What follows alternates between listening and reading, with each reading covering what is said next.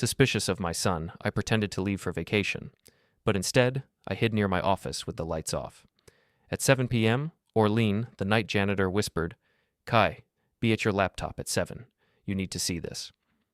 When the live feed from my office camera turned on, I nearly fainted. My son was in my chair, and standing beside him was Vincent Harrow, the competitor I refused to sell my business to, and my son was calling him partner. Before we continue, we ask you to hit the hype button, subscribe, and like the video to help the channel grow. Tell us which city you are from in the comments. We would like to get to know our audience better. I sat in my car 3 blocks from Dornell Freight Supply, the company I'd built from nothing after a burning timber crushed my leg and ended my career as a firefighter. 23 years of sweat, risk, and sacrifice, all housed in that modest brick building under the Colorado sky. My laptop screen glowed blue in the darkness, and I watched my son lean back in my chair like he owned it. "The old man's getting soft," Chase said, his voice clear through the hidden microphone Orlean had helped me install 2 days ago. "He doesn't see the market shifting. He's stuck in 2010. Vincent Harrow stood beside my desk, immaculate in his gray suit. 50-something, silver at the temples, the kind of man who smiled while cutting your throat.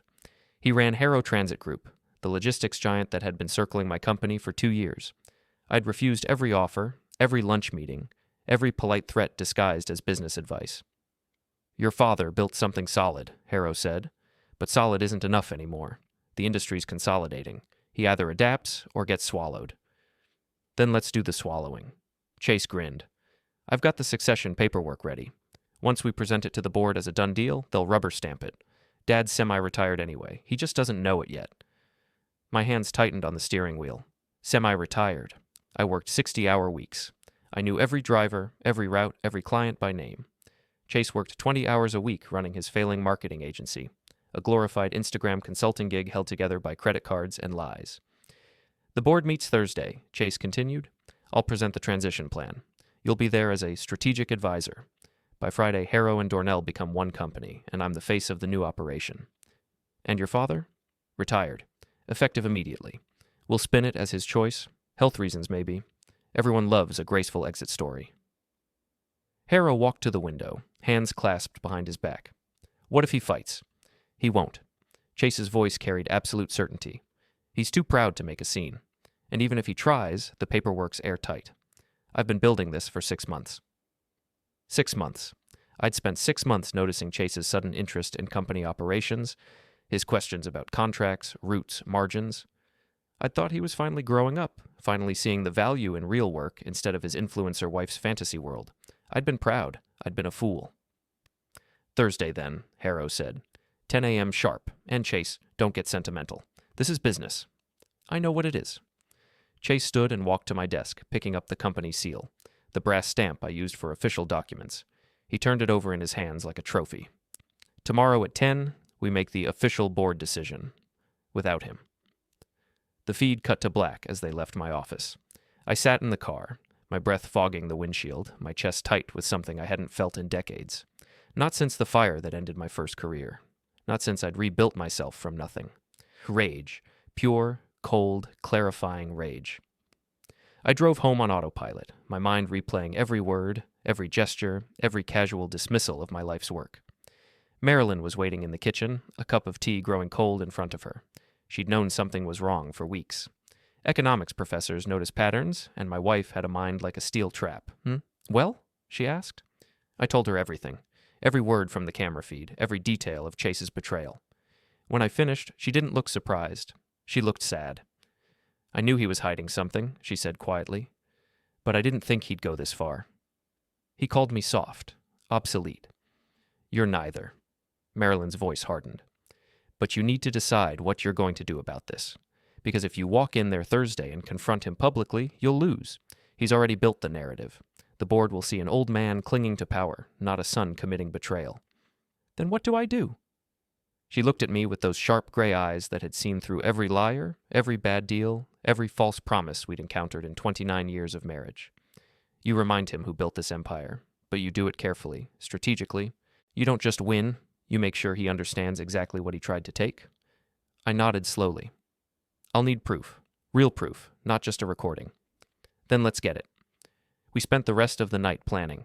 Marilyn pulled up Chase's social media, his business registrations, his tax filings, all public record, all painting a picture of a man living far beyond his means. His agency showed gross revenue of $60,000 last year. His house cost $400,000. His wife's car cost $70,000. The math didn't work. He's drowning, Marilyn said. This isn't about ambition. It's about desperation. He needs your company to save himself. And Harrow knows it. That's why he's using him. Exactly. Which means Harrow has leverage over Chase. And leverage can be turned. I looked at my wife, this woman who'd stood beside me through injury, bankruptcy, and the slow climb back to stability. You're talking about revenge. I'm talking about justice. There's a difference. She closed her laptop.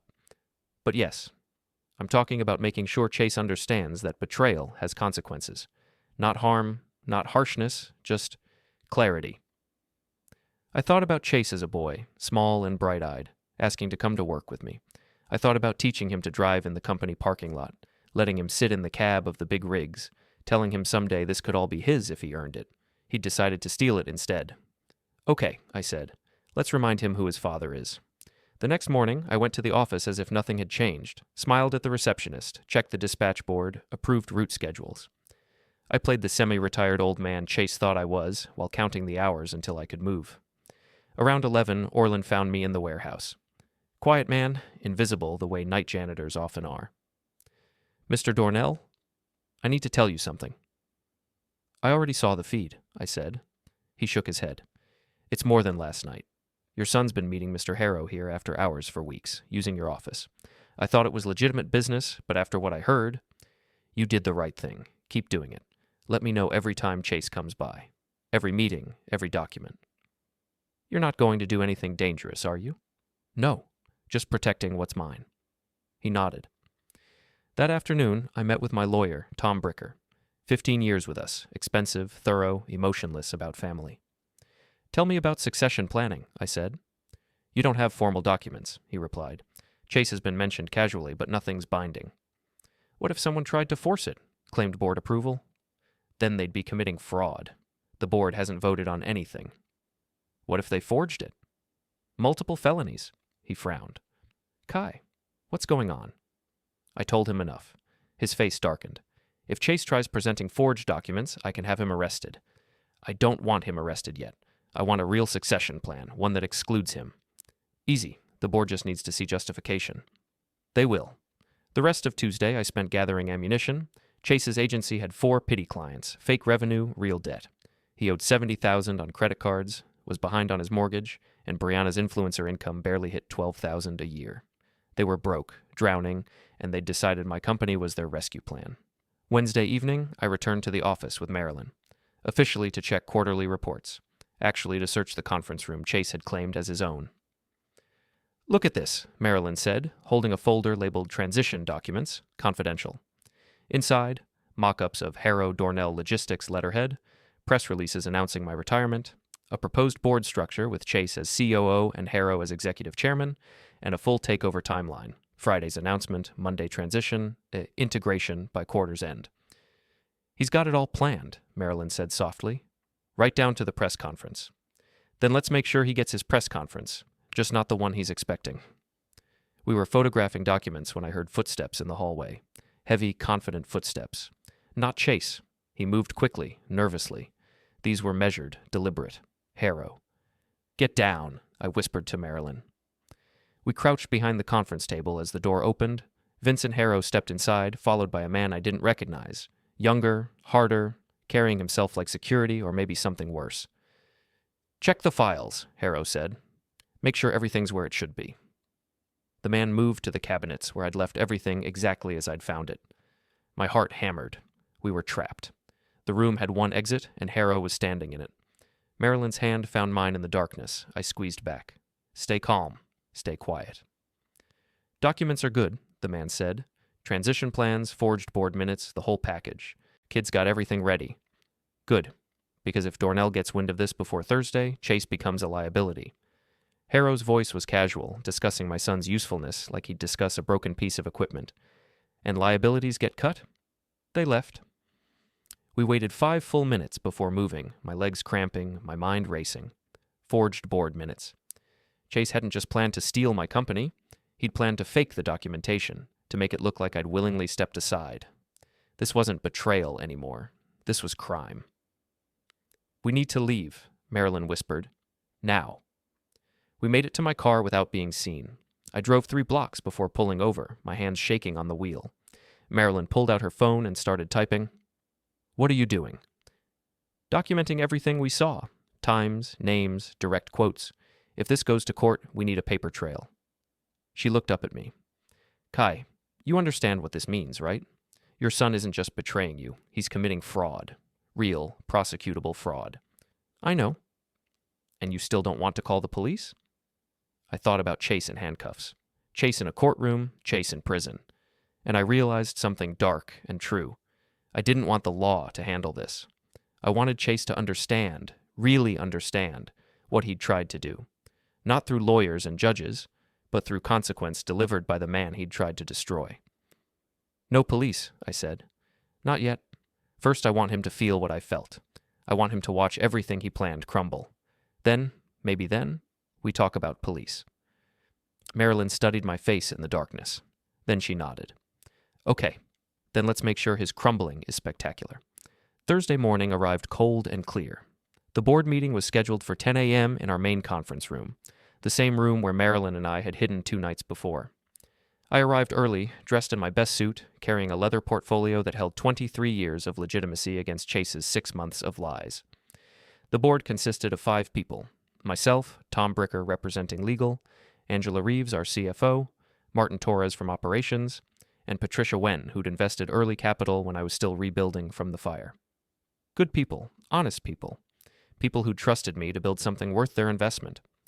Chase arrived at 9:45 with Harrow in tow. My son wore a suit that cost more than his monthly revenue, all confidence and expensive haircut. He saw me and actually smiled. "Dad, didn't expect you this early." "I own the company, Chase.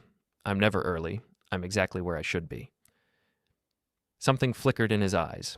Doubt, maybe, or recognition that I wasn't playing the role he'd written for me. But Harrow put a hand on his shoulder, steadying him, and the moment passed. "Gentlemen," Harrow said smoothly, "shall we begin?" We took our seats.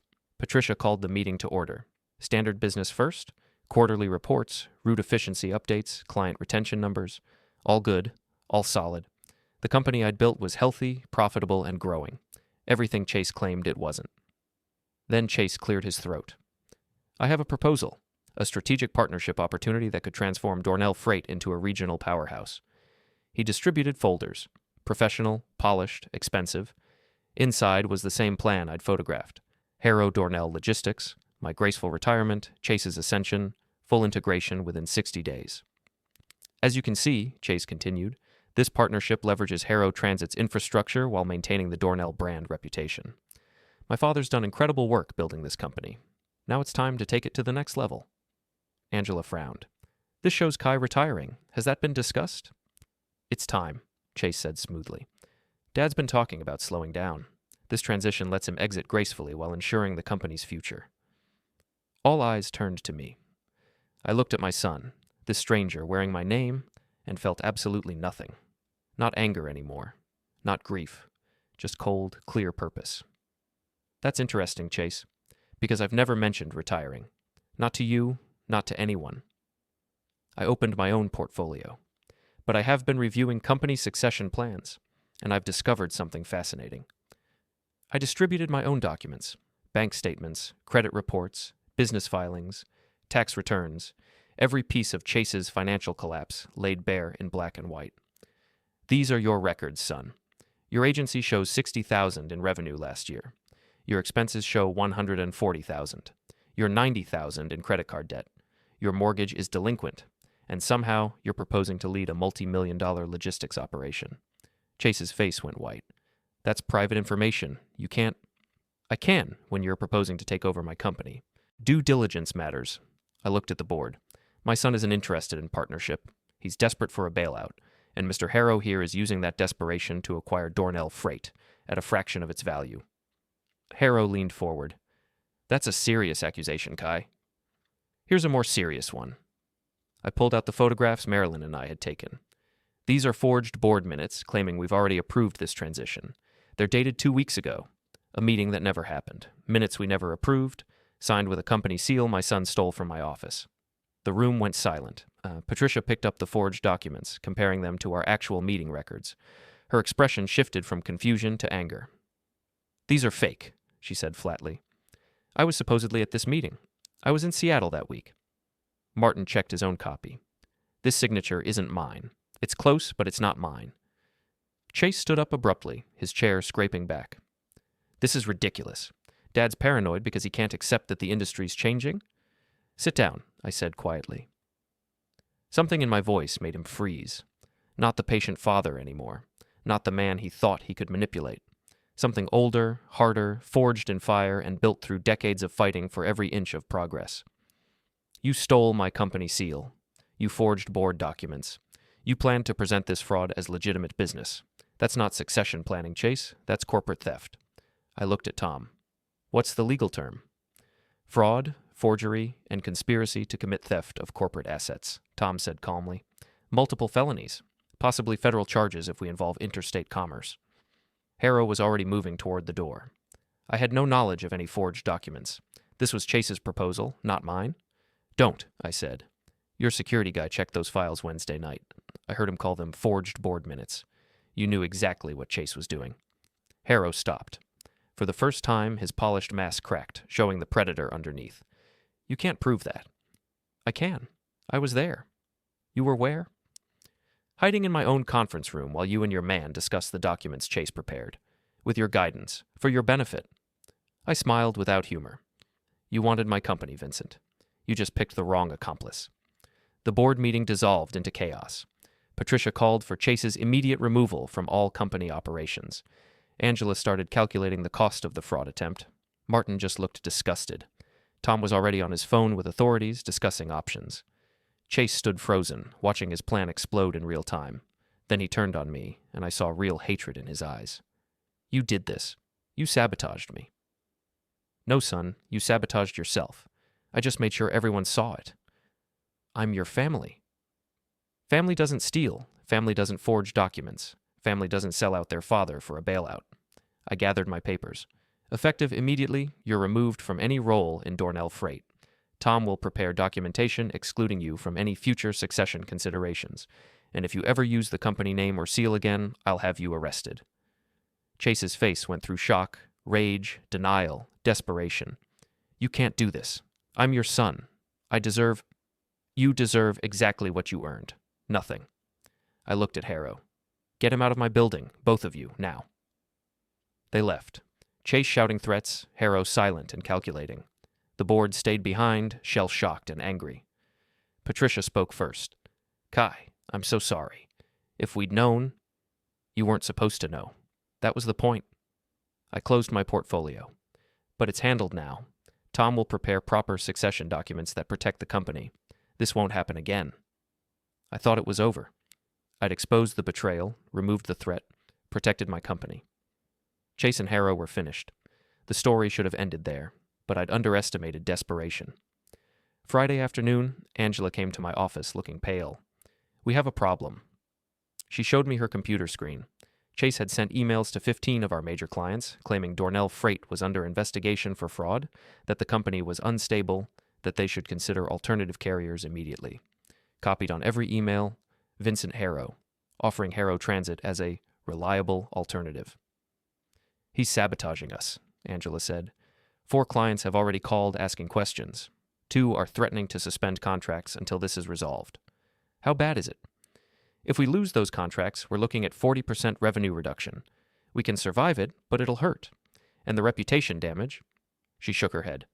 "People remember scandal, even when it's false." I called Tom. "Can we stop this?" "I've already sent cease and desist letters to Chase and Harrow. But the damage is done. Those emails are out there." He paused. "Kai, this is becoming a legal nightmare. We should consider pressing criminal charges. Make an example of them before this gets worse." I almost agreed. Almost. But something stopped me. Chase's face Thursday morning, watching his plan collapse. The hatred in his eyes. The entitlement, even in defeat. He didn't understand yet. He thought this was about business, about winning and losing. He didn't understand that he'd tried to erase my entire life's work. He didn't understand the depth of what he'd done. Legal consequences would come, but first, I needed him to understand on a level that courtrooms couldn't reach. Not yet, I told Tom. Give me the weekend. If I can't fix this by Monday, we'll file charges. I went home and found Marilyn at the kitchen table, reading something on her laptop. She looked up when I entered. Chase's emails? You saw them? He sent one to the college, claiming you were under investigation and that I should distance myself professionally. She smiled grimly. He doesn't realize I have tenure and don't care what administrators think. But yes, I saw them. He's trying to burn everything down because he can't have it. That's what cornered animals do. Marilyn closed her laptop. The question is, what are you going to do about it? I paced the kitchen, thinking. Chase had committed fraud, attempted theft, now sabotage. Each action deserved consequences. But together, they painted a picture of a man so consumed by desperation and entitlement that he'd destroy anything he couldn't control, including his relationship with his father. That's when I realized Chase didn't see me as his father anymore. He saw me as an obstacle, a problem to solve, an old man in the way of his rescue plan. Fine. If he wanted to play this game to the end, I'd finish it. But I'd finish it my way. I'm going to find out exactly how deep this goes, I told Marilyn. Every deal Chase made with Harrow, every promise, every plan, every piece of leverage, and then I'm going to use it to dismantle everything they've built. That's not protection anymore, Kai. That's revenge. Yes, it is. She studied me for a long moment. Then she nodded. Okay, then let's do it right. Saturday morning, I called Orlin. I need you to check something. Chase's temporary workspace in the conference room. Is anything still there? I cleaned it out Thursday night like you asked, but I kept the contents in storage room B in case you needed them for legal reasons. Smart man. Meet me there in an hour. The storage room was climate-controlled and locked, used for archived documents and old equipment. Orlin had boxed everything from Chase's workspace and labeled it carefully. We went through it together, piece by piece. Financial projections showing Chase as CEO of combined Harrow-Dornell Logistics. Salary proposals, Chase had planned to pay himself $250,000 annually, more than I'd ever paid myself. Organizational charts with Harrow's people in every key position, my existing staff pushed out or demoted. And then, at the bottom of the third box, I found something that made me shiver. A contract, signed by Chase and Harrow both. Dated 2 months ago. The terms were simple and brutal. Chase would deliver Dornell Freight to Harrow Transit through whatever means necessary. In exchange, Harrow would pay off Chase's debts, install him as a figurehead executive with a generous salary, and provide a cash bonus of $100,000 upon successful transfer. Chase had sold me out for $100,000 and debt forgiveness. Mr. Dornell? Orlin's voice seemed distant. Are you all right? I realized I was shaking. Not with rage now, with something worse. Understanding. My son hadn't been corrupted by Harrow. He'd gone to Harrow with this plan, he'd sought him out. He'd initiated the betrayal. I'm fine, I lied. Orlin, I need you to make copies of everything in these boxes. Everything. Can you do that quietly? Of course. Should I tell anyone? No, this stays between us. I looked at the contract again, at Chase's signature, casual and confident. I need to make a phone call. I called Marilyn from my car, told her about the contract, the timeline, the proof that Chase had planned this long before I'd suspected anything. He approached Harrow, she said quietly. Not the other way around. Yes. Kai? She hesitated. What are you going to do? I'm going to the docks. Harrow Transit operates out of Dock 14. If Chase sold me out, he's probably still working with Harrow, planning their next move. I need to know what that is. That's dangerous. If they see you, they won't. I drove to the industrial dock area where Harrow Transit maintained its warehouse operations. Massive concrete structures, container yards, rows of trucks bearing the Harrow logo. I parked 3 blocks away and walked in on foot, keeping to the shadows between buildings. Dock 14 sat at the far end of the complex. I could see activity. Workers moving containers, forklifts rumbling past, the constant motion of a busy logistics operation. And there, near the supervisor's office, I saw Chase's car. He was here. Saturday afternoon, he was here working with Harrow despite everything that had happened Thursday. I moved closer, using parked trucks and stacked containers as cover. Years of watching professionals move freight taught me how to navigate industrial spaces without being noticed. I was just another worker in jeans and a jacket, not worth a second glance. Voices drifted from an open container being used as a temporary office. Chase and Harrow, talking like Thursday's disaster, had never happened. The emails should force his hand. Chase was saying. He'll either pay to counter our claims, or he'll lose enough business to weaken his position. Either way, we win. Unless he presses charges. Harrow's voice was sharp. Your little forgery stunt put us both at risk. He won't. He's too proud to air family issues in court. Trust me. I don't trust you, Chase. You've proven unreliable, but you're still useful. Papers rustled. Here's the new timeline. We accelerate everything. Hit Dornell's reputation hard enough, fast enough, and his company becomes worthless. Then we buy it in bankruptcy for pennies on the dollar. And my payment? Contingent on results. Deliver me Dornell Freight and you get your money. Fail, and you're just another debtor I don't know. I was backing away when my boot caught a loose piece of metal. The clang echoed across the dock like a loud alarm. Inside the container, conversation stopped. What was that? Chase's voice, sharp with paranoia. I moved quickly, sliding behind a container stack as footsteps emerged from the makeshift office. Chase appeared first, looking around wildly. Harrow followed, more controlled but alert. Probably nothing, Harrow said. Doc's busy on Saturdays. Or someone was listening. Who? Your father? You think he's skulking around industrial docks spying on us? Harrow laughed. Give the old man some credit. He's probably at home licking his wounds. They went back inside, but I didn't stay to hear more. I'd heard enough. Chase wasn't done. He wasn't retreating. He was escalating, and Harrow was pushing him to commit complete destruction of everything I'd built. This wasn't about business anymore. This was war. I made it back to my car without being seen and drove home in silence, my mind racing through options. Legal action would take months. By then, Chase and Harrow could do catastrophic damage to Dornell Freight's reputation. Clients would leave, contracts would expire, competitors would circle. No. This needed to end now. Completely. Permanently. Marilyn was waiting when I got home. I told her everything. The contract, the dock, the overheard conversation, the plan to bankrupt me and buy the ruins. They're going to destroy it, I said. Not buy it, not take it over. Destroy it and build something new from the pieces. Then we destroy them first. Marilyn's voice was cold, professorial, stating facts. We have the contract proving premeditated fraud. We have Chase's emails proving sabotage. We have Harrow's involvement proving conspiracy. We don't need a court, Kai. We need exposure. What do you mean? I mean we make this public. Not legally, publicly. We show Chase's clients, Harrow's investors, industry partners, everyone, exactly what these men tried to do. We don't just win, we make sure they can't try this with anyone else. I looked at my wife, this brilliant woman who'd stood beside me for decades, and realized she wasn't just supporting me anymore. She was leading this fight. How? I asked. She smiled. With the truth, just used strategically. Sunday, Marilyn and I built the case.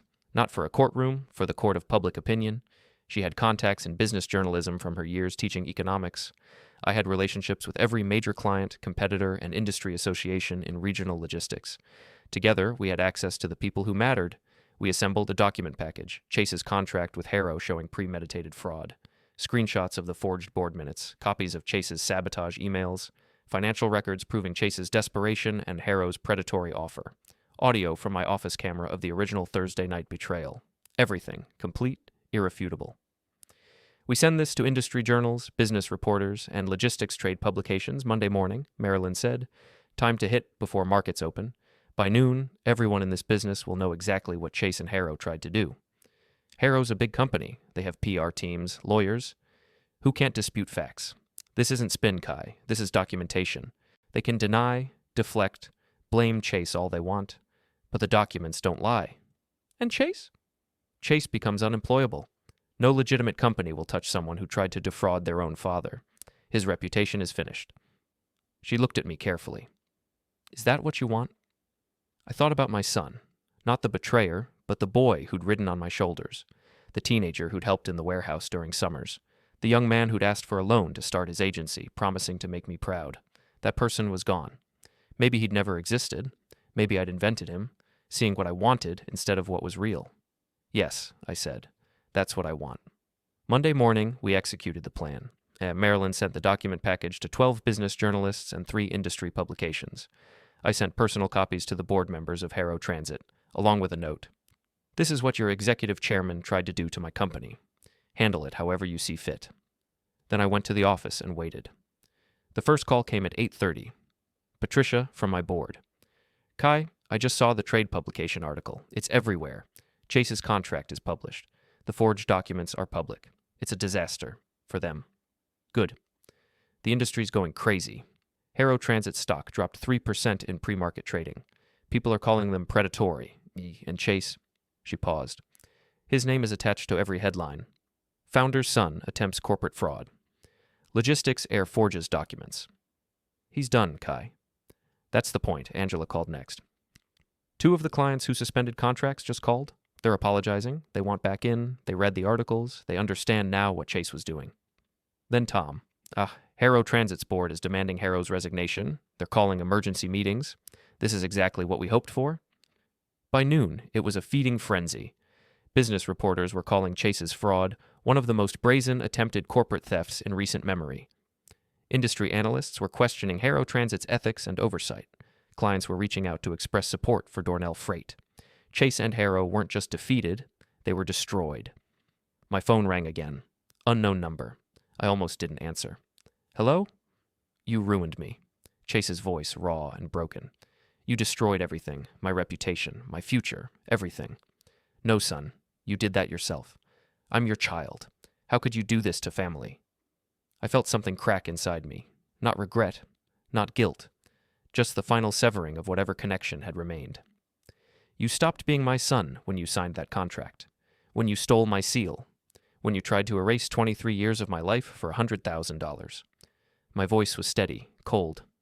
You want to know how I could do this? Easy. You stopped being family first. I needed help. Then you should have asked. Instead, you tried to steal. I looked out my office window at the building I'd built, the company I'd saved. This is what betrayal costs, Chase. Remember that. I hung up, blocked his number, turned back to work. That evening, Marilyn showed me the final tally. 17 major publications had covered the story. Harrow Transit stock was down 8%. Vincent Harrow had been placed on administrative leave while the board investigated. Chase's agency's social media had been flooded with condemnation. It's done, she said.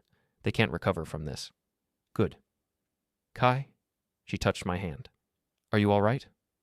Was I? I'd destroyed my son's future, made him unemployable, ensured his name would be synonymous with corporate betrayal. I'd done it deliberately, methodically, with full knowledge of the consequences, and I felt nothing but satisfaction. I'm fine, I said, and I meant it. Tuesday morning brought unexpected news. Tom called, voice tight with urgency. Kai, we have a situation. Chase filed a lawsuit. He's claiming you stole company documents, violated his privacy, and defamed him publicly. On what grounds? Emotional distress, mostly. It's garbage, but it's public, and it's getting media attention. He's playing the victim card, scorned son, ruthless father, family torn apart. I almost laughed. After everything he'd done, Chase was still trying to spin this his way. Can he win? No. We have documentation of everything. His own contract condemns him, but he can make noise, drag this out, cost you money in legal fees. Tom paused. I think this is Harrow's play. Keep you distracted while they regroup. Or maybe Chase is just desperate enough to try anything. Either way, we need to respond. Fast. I thought about it. Chase wanted attention? Fine. I'd give him attention, but not the kind he wanted. Schedule a press conference, I said. Thursday afternoon, I'll address this publicly. Tom hesitated. Are you sure? Press conferences can go wrong. Trust me. I spent Tuesday and Wednesday preparing, not with lawyers or PR consultants, just with Marilyn, refining my message, making sure every word was exactly right. This wasn't about winning a legal argument. This was about ending this permanently. Thursday afternoon, I stood in front of cameras at Dornell Freight headquarters, local business reporters, industry press, even a few general news outlets covering the story as human interest drama. Chase and his lawyer sat in the back row, confident this would go their way. 2 weeks ago, I began, I discovered my son Chase was planning to steal my company through fraud and forgery. I have proof. The industry has seen the proof. Nothing I'm about to say is speculation or emotion. It's documented fact. I laid it out. Every detail. The contract, the timeline, the forged documents. Chase's desperation, Harrow's manipulation, the plot to bankrupt Dornell Freight and buy the ruins. My son claims I violated his privacy by exposing this, but there's no privacy in fraud. There's no confidentiality in theft. He made these choices publicly, signing contracts, sending emails, forging documents. I simply made sure people saw what he'd done. Chase stood up. This is slander. It's truth. Documented, verified, incontestable truth. I looked directly at him. You tried to erase my life's work. You conspired to bankrupt me. You sabotaged my relationships with clients. And now you're claiming I'm the villain because I defended myself? The reporters were typing furiously. Chase's lawyer was pulling him back down, whispering urgently. I continued. Chase is suing me for emotional distress. But whose emotions matter here? Mine, watching my son betray me? My employees, whose jobs he endangered? My clients, who he tried to manipulate? Or his, facing consequences for choices he made? I held up the contract Chase had signed with Harrow. This document proves premeditation. It's dated 2 months before I discovered the plot. This wasn't a mistake or a moment of weakness. This was calculated theft, and I won't apologize for exposing it. The press conference lasted 40 minutes. Questions came fast. About family, about business ethics, about whether I'd ever reconcile with Chase. I answered honestly, no, some betrayals are permanent. Chase left before it ended, his lawyer stone-faced. The reporters stayed, asking for more details, more context. I gave them everything except mercy. That evening, the coverage was unanimous. Chase's lawsuit was desperate deflection. One business journal called it an attempted thief suing the homeowner for calling the police. Another wrote, when corporate fraud fails, blame the victim. Chase Dornell's sad final play. The lawsuit was withdrawn Friday morning. Quietly, without explanation, Tom called to confirm. His lawyer probably told him he'd be laughed out of court. Smart move, cutting losses. Is it over? Legally? Yes. Chase has no case, no leverage, no options. He's done. But I knew better. Cornered animals don't surrender. They lash out. And Chase still had one card to play. Pure, destructive spite. Saturday afternoon, my phone rang. Brianna, Chase's wife. I hadn't heard from her through any of this. Mr. Dornell? Her voice was different. Not the confident influencer, but someone frightened. You need to know something. Chase is planning something. Tonight. He won't tell me what, but he's been talking about making you understand and showing everyone who really lost. Where is he? I don't know. He left an hour ago, but he took his gun from the safe. A shiver ran through me. His tool. He bought it last year. I didn't think he'd ever...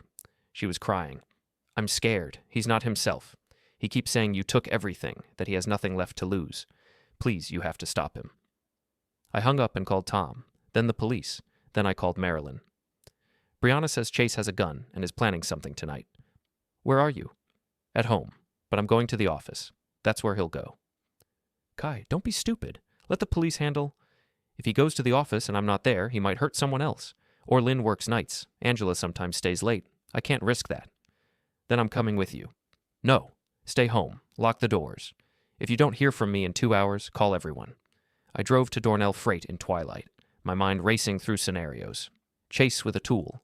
Chase desperate. Chase with nothing left to lose. This had gone from business betrayal to something potentially disastrous. The office was dark except for security lights. I parked in my usual spot, visible and obvious. If Chase was coming here, I wanted him to see me. Wanted him to focus on me, not anyone else. I went inside, turned on my office lights, and waited. He arrived 30 minutes later. I heard his car pull up, heard the door slam, heard his footsteps approaching. Heavy, angry, purposeful. The office door opened. Chase stood there, silhouetted in the doorway. He looked terrible, unshaven, red-eyed, wearing the same clothes he'd worn to the press conference. And yes, there was something in his right hand. You destroyed me, he said. I defended myself. You made me a joke. National news, business journals. Everyone knows my name now, and it's a punchline. You earned that, Chase. Every bit of it. He stepped inside, and I saw the tool clearly now. Not raised, not aimed, just held, like he wasn't sure what to do with it. That scared me more than if he'd used it. Uncertainty with tools like that is dangerous. I lost everything because of you, Chase said. My business, my reputation, my future, everything. You lost it because you tried to steal. I didn't do this to you. You did this to yourself. I'm your son. Then you should have acted like it. My voice cracked, surprising me. You think I wanted this? You think I enjoyed destroying your future? You were supposed to be my legacy, Chase, my pride. Instead, you became my biggest mistake. Mistake, he laughed bitterly. Is that what I am? What else do you call a son who tries to steal his father's life's work? The gun came up, not pointing at me, not yet, just rising, like he was considering it. My heart hammered, but I forced myself to stay calm, stay still. Chase, don't. Why not? You took everything from me. Why shouldn't I take something from you? Because that gun makes you a criminal. Right now, you're just a failure. Pull that trigger, you become something worse. Worse than what I already am? He was crying now, the gun shaking in his hand. I'm a national joke. I can't get hired anywhere. My wife's leaving me. I'm going to lose my house. Everything I built, gone. Because you couldn't just let me have this one thing. It wasn't yours to have. It could have been. If you just stepped aside, we both could have won. But you had to prove something. Had to show everyone you were still tough, still relevant. You destroyed me for your ego. I stared at my son and realized he genuinely believed that. He believed I'd done this out of pride, not protection. He couldn't see the betrayal, the theft, the premeditated fraud. He only saw a father who'd refused to be stolen from. Put the gun down, Chase. Why? So you can humiliate me more, call more press conferences, make sure everyone knows I'm a failure? So you don't throw away what little future you have left. I don't have a future, he was shouting now, the gun still shaking. You made sure of that. Footsteps behind him. Orlin arriving for his night shift. Chase spun, and for one horrible second I thought he'd use the tool on an innocent man. But Orlin saw it, understood the situation, and slowly backed away with his hands raised. Chase, I said carefully. Let Orlin leave. This is between us. But Chase wasn't listening anymore. He was backing toward the door, gun sweeping between me and Orlin, his face twisted with panic and rage. Stay back. Everyone stay back. He ran. Out the door, across the parking lot, into his car. Tires screeched as he fled into the night, leaving Orlin and me standing in the office, shaking with adrenaline. Call the police, I told Orlin. Tell them everything. But as I said it, I knew this wasn't over. Chase wasn't finished. He'd just escalated beyond repair. The police found Chase 3 hours later at his home, the gun unloaded on his kitchen table. He'd been sitting there in the dark, Brianna told them, just sitting and staring at nothing. They took him into custody for displaying a tool and making threats. Tom said he'd likely face criminal charges beyond the fraud. He's going to prison, Tom told me Sunday morning. Between the fraud, the forgery, and now the tool charges, he's looking at real time. I should have felt relief. Instead, I felt hollow. My son was going to prison because he'd tried to steal from me, and when that failed, he'd threatened me. The boy I'd raised had become this, or had I just never seen who he really was? Marilyn found me in my office Sunday afternoon. You can't do this to yourself, Kai. You didn't create this situation. Chase did. I destroyed him. He destroyed himself. You just documented it. She sat across from me. I know this hurts, but that man with the gun wasn't your son anymore. That was someone else, someone desperate and dangerous. He said I took everything from him. He took everything from himself, by lying, by stealing, by making choices that had inevitable consequences. Marilyn leaned forward. You didn't do this to hurt him. You did it to protect yourself, your company, your employees. You did what any rational person would do when someone tries to steal their life's work. He's going to prison because I exposed him. He's going to prison because he committed multiple crimes. The exposure just made sure he faced consequences. She touched my hand. Kai, if you'd stayed silent, if you'd let this go, what would Chase have learned? That betrayal works? That theft is acceptable if it's family? That he could do this to someone else? I knew she was right. Logically, rationally. I knew Chase had earned every consequence he faced, but logic didn't erase the image of my son in my office with a gun, crying about everything he'd lost. Monday morning, I went to work and tried to focus on rebuilding. Clients were returning, contracts were being renewed, Dornell Freight was recovering from Chase's sabotage faster than I'd hoped. The industry had rallied around us once the truth came out, but I couldn't shake the feeling that I'd won a war and lost something more important. Tuesday brought unexpected news. Vincent Harrow had been terminated as executive chairman of Harrow Transit Group. The board had conducted an investigation and found multiple instances of predatory business practices and ethical violations. Harrow's 17-year career with the company was over, effective immediately. Tom called it poetic justice. I called it incomplete, because Harrow was a survivor. Men like him always land on their feet. They find new opportunities, new companies, new victims. Termination wasn't punishment, it was inconvenience. Wednesday, I got a call from Patricia. Kai, We need to talk about something sensitive. The board wants to address succession planning formally. After everything with Chase, we need clear documentation about who's next in line. There is no next in line. I'm naming the company assets to be divided among key employees if something happens to me. That's generous, but it doesn't solve the leadership question. The company needs continuity. Then promote Angela to COO. She's earned it. If something happens to me, she runs the company. Patricia hesitated. And Chase? For the record, we need to formally document his exclusion. Do it. Make it absolutely clear. Chase Dornell has no claim, no rights, no involvement with Dornell Freight under any circumstances. Put it in writing, file it legally, make it permanent. Kai, are you sure? That's your son. I don't have a son anymore. I have a criminal defendant with my last name. There's a difference. The formal exclusion documents were filed Thursday. Tom called it the clearest disinheritance I've ever drafted. It specified that Chase was barred from any ownership, employment, or involvement with Dornell Freight in perpetuity, citing his documented fraud, forgery, and attempted theft. Chase would never touch my company. Not as heir, not as employee, not even as vendor. The door was closed, locked, and sealed in concrete. Friday afternoon, Tom called with an update on Chase's legal situation. He's taking a plea deal, guilty to fraud and forgery, dropped tool charges in exchange. He's looking at 18 months minimum, probably 24 with his record. His record? Turns out Chase has a history we didn't know about. Credit fraud from 5 years ago, sealed juvenile records, a pattern of deception. The prosecutors using it to argue for enhanced sentencing. 2 years. My son was going to spend 2 years in prison because he'd tried to steal from me. Kai? Tom's voice pulled me back. You still there? I'm here. The DA wants to know if you'll provide a victim impact statement. It could affect sentencing. What would I say? Whatever you feel. How this affected you, your business, your family, it's your chance to be heard. I thought about it. Thought about standing in a courtroom, looking at Chase, telling a judge how his betrayal had felt. The anger, the grief, the violation of trust. The moment I realized my son valued money more than family. No, I said. I won't do it. Are you sure? This could... Let the facts speak. The contract, the documents, the evidence. That's enough. I closed my eyes. I'm done talking about Chase. But Chase wasn't done with me. Saturday morning, I received a letter. Handwritten, on cheap paper, forwarded from Chase's lawyer's office. I almost threw it away without reading.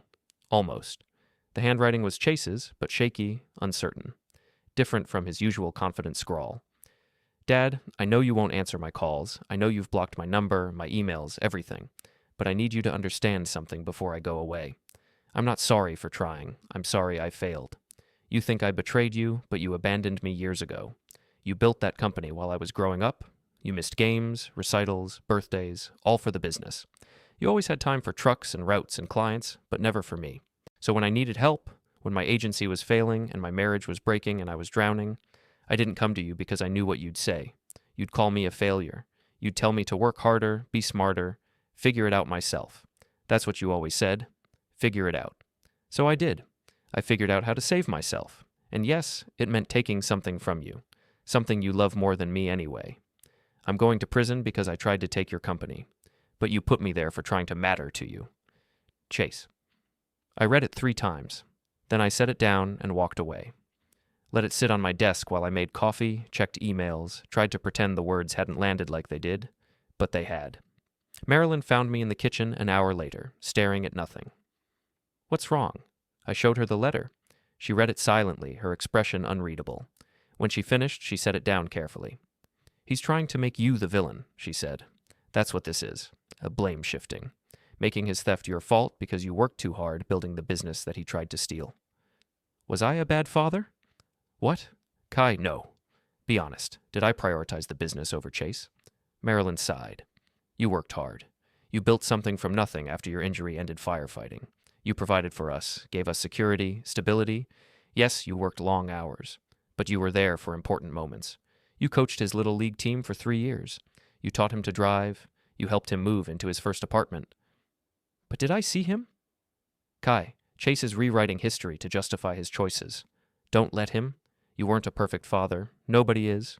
But you weren't absent. You weren't cruel. You were human. I wanted to believe her, but Chase's words echoed.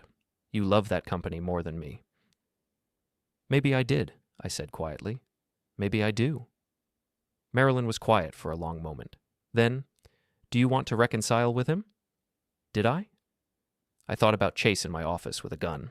Chase forging documents. Chase signing a contract to betray me for money. And I realized, even if I wanted reconciliation, it was impossible. The foundation was gone. Trust, once shattered that completely, doesn't rebuild. "No," I said. "I just wanted to understand why." "You do understand. He was desperate, entitled, and chose theft over honesty. That's why. He thinks I abandoned him.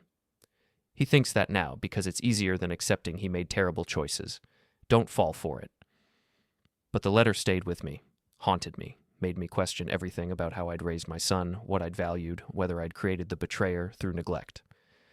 Sunday, I visited Chase's house, not to see him, he was still in county jail awaiting sentencing, but to see Brianna. She'd called twice asking to talk, and I'd ignored her.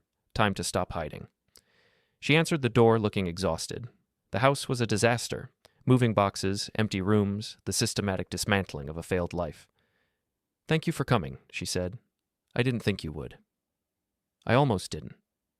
We sat in the gutted living room among boxes labeled "Donate" and "Trash." Brianna poured coffee with shaking hands. "I'm leaving him," she said. "Filing for separation, probably eventual divorce. I can't do this anymore." "I'm sorry." "Are you?" She looked at me with surprising hardness. You destroyed him, systematically, methodically. You didn't just win, you erased him. He tried to steal my life's work. He tried to save himself. And yes, he did it wrong. He did it stupidly. But you could have just said no. You could have protected your company without burning his entire life to the ground. I felt anger rising. He committed fraud. He forged documents. He sabotaged my business. What did you expect me to do? Something less complete. She wiped her eyes. "You're his father. You could have handled this privately. Instead, you made it national news. You made sure everyone knew what he did. You didn't just punish him, you destroyed any chance he had of rebuilding. That was his choice. He made this public by trying to steal from me. And you made sure he'd pay for it forever." Brianna stood. "I know Chase was wrong. I know he screwed up. But you're wrong too. You're his father, and you chose revenge over mercy. Don't pretend that was just business." She asked me to leave. I drove home in silence, her words circling with Chase's letter. Was she right? Had I gone too far?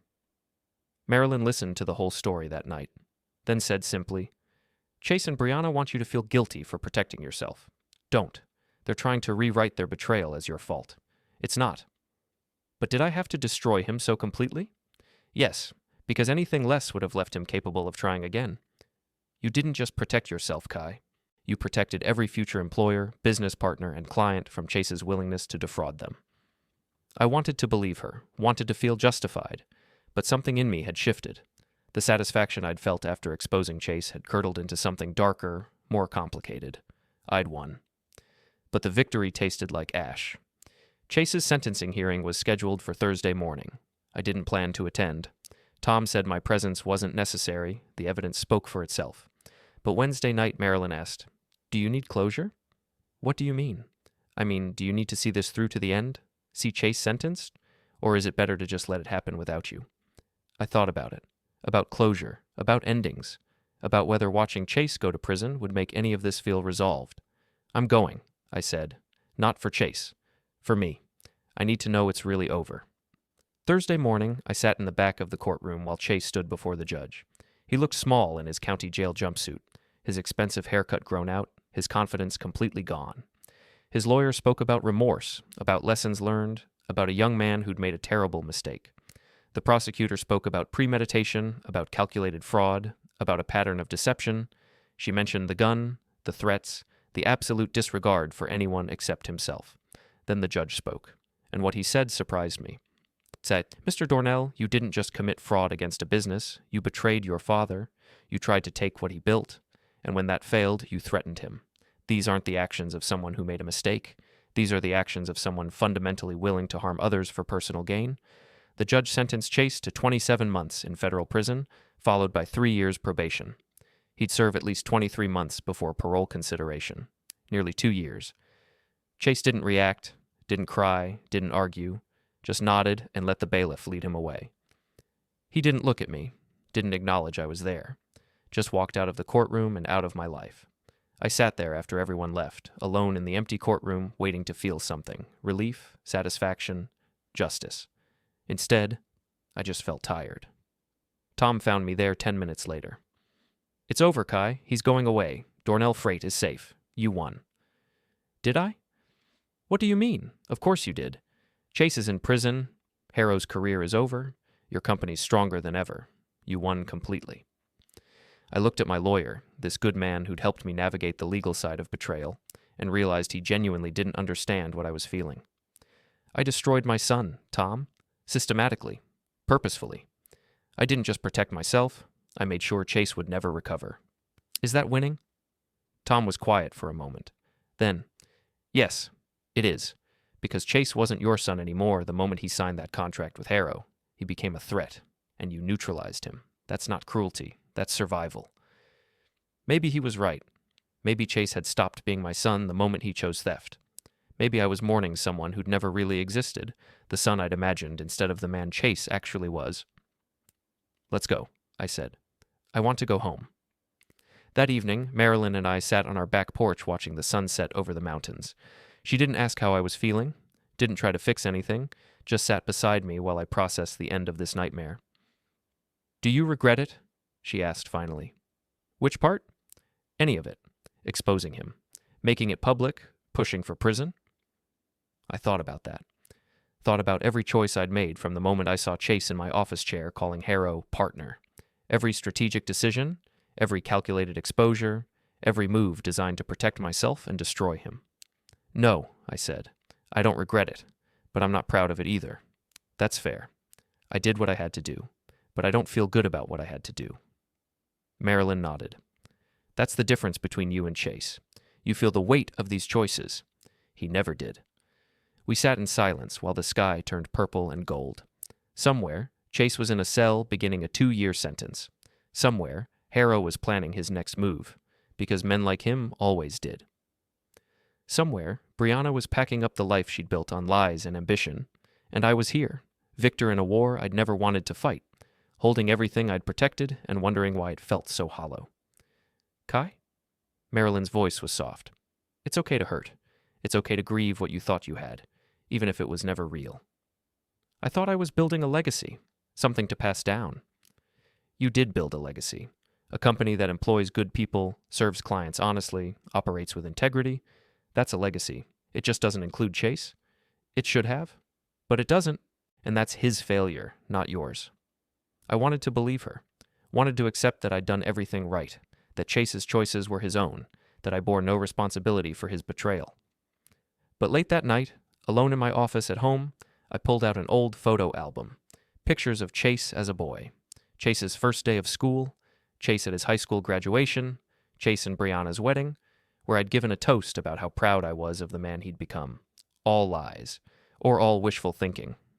I wasn't sure which was worse. I closed the album and put it away. Tomorrow, I'd go back to work. I'd rebuild client relationships. I'd run my company. I'd move forward because that's what survivors do. But tonight, I let myself grieve the son I'd never really had. 3 weeks after Chase's sentencing, I received an envelope with no return address. Inside was a single sheet of paper with a typed message. "Dock 7, midnight tonight, come alone.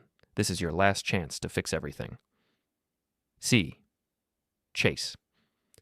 From prison, somehow sending messages, trying to manipulate me one last time. I should have ignored it. Should have called Tom, maybe the police. But something in me needed to see this through to the absolute end. I told Marilyn I was meeting a late client. She knew I was lying, but didn't push.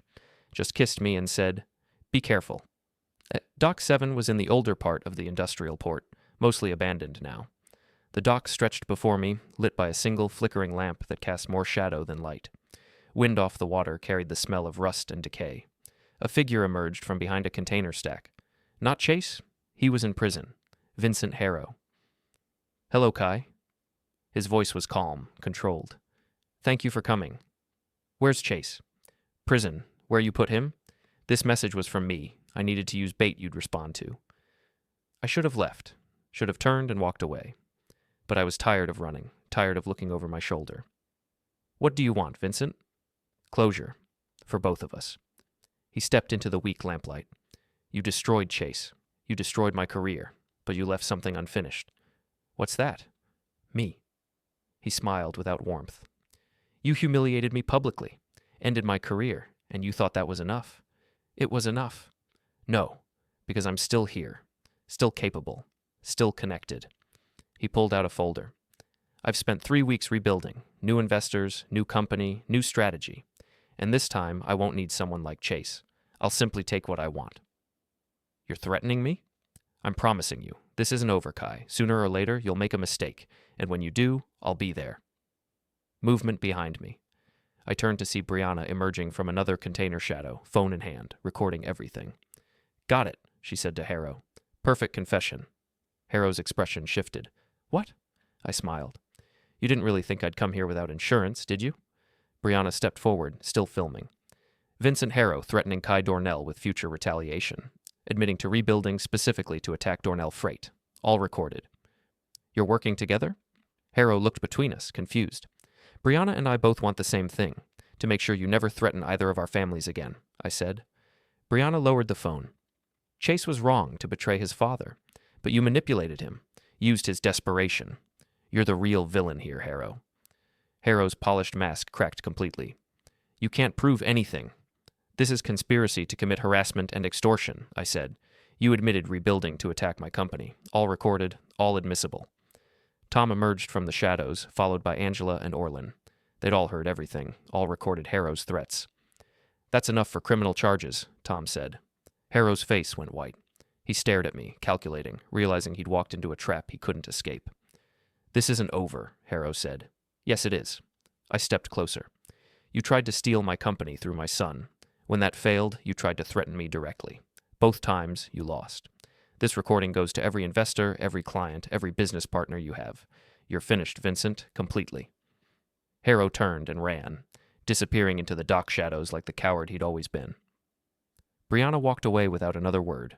Tom, Angela, and Orlin headed to their cars. I stood alone on Dock 7, the wind cutting through my jacket, the flickering lamp casting long shadows across empty containers. My phone buzzed. A text from the county jail system. Chase had tried to call. I deleted it without listening. I sat in my truck for a moment, letting the darkness settle. Then I pulled the company seal from my pocket. The brass stamp Chase had tried to steal, the symbol of everything I'd built and protected. Its weight sat heavy in my palm. 23 years of work. Secured. Safe. Mine. I'd destroyed my son to keep it. I'd ended Harrow's career defending it. I'd crushed every threat and survived every betrayal. The seal glinted faintly in the dashboard light. I slipped it back into my pocket, started the engine, and drove away from Dock 7. Behind me, the lamp flickered once and went dark.